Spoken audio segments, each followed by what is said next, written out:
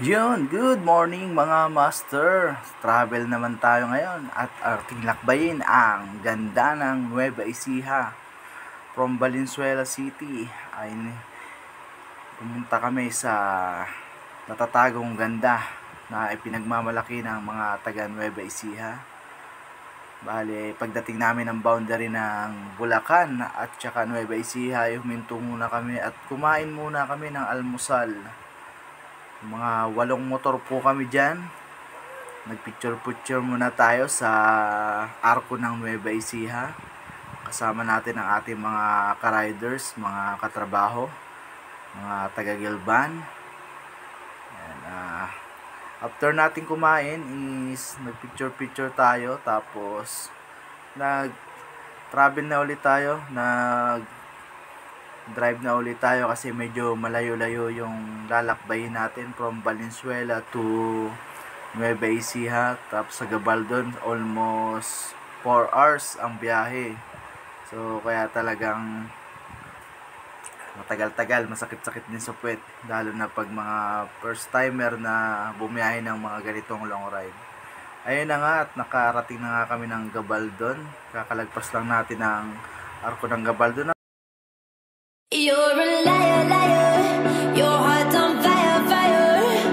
And I'm ringing the alarm. Yeah, I'm ringing the alarm. You're a liar, liar. Your heart's on fire, fire. And I'm ringing the alarm, the alarm. I keep my heart protected. There's a fence around it.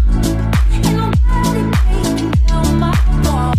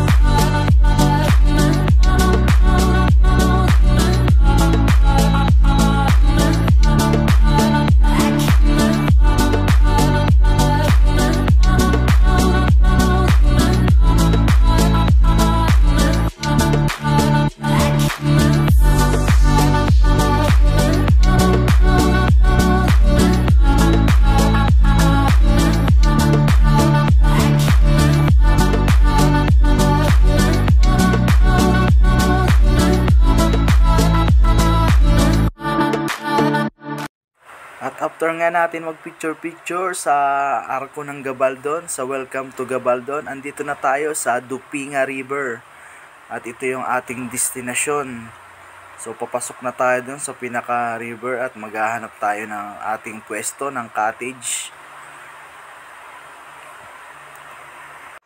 Kung mapapansin mo sa mga dinaanan natin kanina, napakaganda ng mga bulubundukin. Yung mga bulubundukin na yun, yun ang tinatawag na Sierra Madre Mountains.